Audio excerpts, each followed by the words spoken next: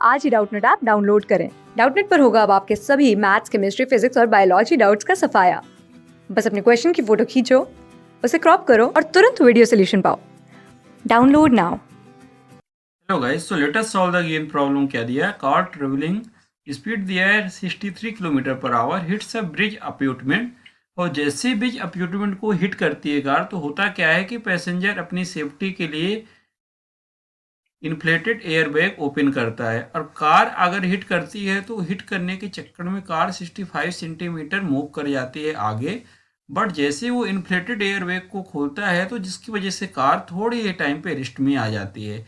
तो हमें ये पता है कि what are the magnitude of force that x on passenger upper torso which has mass 41 kg। तो गाइज यहाँ पे हमें ये बताना है कि इन्फ्लेटेड एयरबैग के कारण कितना फोर्स अप्लाई किया गया जिसकी वजह से कार रेस्ट में आई है। तो गाइज कंसेप्ट काफ़ी मिलता जुलता है कि क्योंकि ये काइनेमेटिक्स के कंसेप्ट को भी लेके चल रहा है। तो गाइज हिया क्या है कि जैसा सपोज अगर हम इस प्रॉब्लम को अगर सपोज करें तो हमें पास क्या दिया है कि कार की इनिशियल वेलोसिटी हमें बता के रखी है। हमारे पास कार की इनिशियल वेलोसिटी है that is the 60 kilometre per our.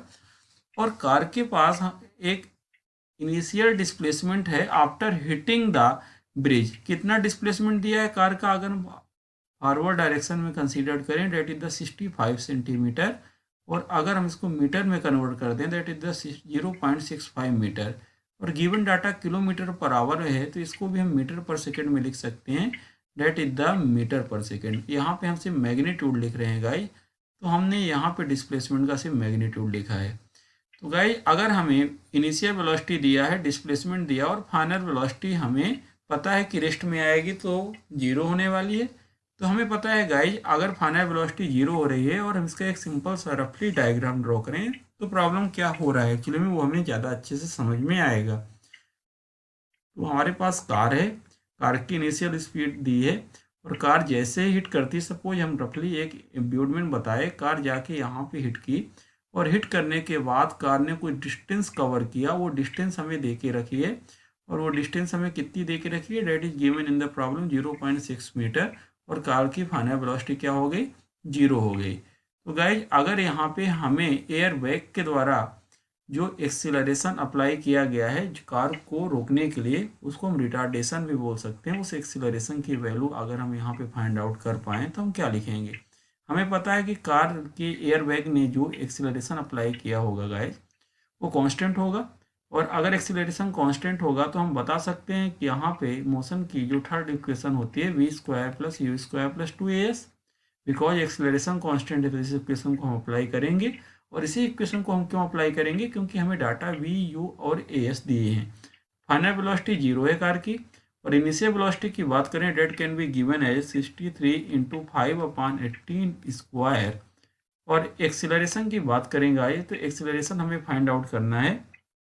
हमने ए एज्यूम कर लिया और displacement that is the given 0.65। तो गाइज यहाँ से एक्सीलरेशन की वैल्यू कितनी आती है? That can be given 235.57 unit metre पर सेकेंड स्क्वायर। तो गाइस यहाँ से एक्सीलरेशन जो कि रिटार्डेशन का काम कर रहा है। और ये एक्सीलरेशन क्यों आया है? क्योंकि एयर बैग में एक फोर्स अप्लाई हुआ होगा जिसकी वजह से एक्सीलरेशन आया है। तो गाइस हमें पता है कि एक्सीलरेशन कभी पिक्चर में आता है जब नेट फोर्स होता है। और नेट फोर्स को हम लिख सकते हैं न्यूटन के सेकेंड लॉ से, मास इंटू एक्सीलरेशन गाइज। और अगर हम पार्टिकल के मास की बात करें तो हमें ये दिए है, क्वेश्चन में बता के रखा है डेट इज द 41 kg। और एक्सीलरेशन हमारे पास है डेट इज द 235 इंटू 57। तो इस तरीके से गाइज हमने यहाँ से नेट फोर्स की जो मैग्नीट्यूड है वो कैलकुलेट कर पाएंगे। That will come equal to 9658.65 newton. और गाइज अगर हम यहाँ से देख पा रहे हैं कि हमारा जो नेट फोर्स है उसका मैग्नीट्यूड हमारे पास क्या आ रहा है? That is the 9658.6 newton. और अगर हम इसे किलो न्यूटन में लिखना चाहें तो हम गाइज क्या लिख सकते हैं? इसी वैल्यू को अगर हम किलो न्यूटन में लिखें that can be written as 9.658 into 10 to power, अगर हम इसको किलो न्यूटन में यहाँ से कन्वर्ट करें तो गाइज किलो न्यूटन में भी हम इसको कन्वर्ट करके लिख सकते हैं 10 टू पावर 3 किलो न्यूटन। तो गाइज सिंपल सा कंसेप्ट था। कंसेप्ट बस इतना था कि जो प्रैक्टिकल सिचुएशन थी उसको हमने एक मैथमेटिकल कन्वर्जन दे दिया है कि किस तरीके से हमने उसको मैथमेटिक्स अप्लाई की है।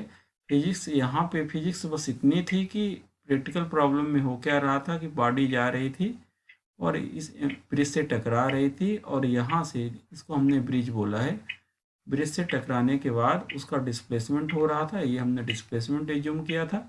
और ए से बी तक के मोशन को हमने मोशन की थर्ड इक्वेशन अप्लाई किया from A to B. This is the initial situation, और यहाँ पे पार्टिकल की जो वेलोसिटी है that is the initial velocity, हम पार्टिकल की ए पॉइंट पे कंसीडर किए हैं। ये बात हमें ध्यान रखना है, that is the initial velocity you.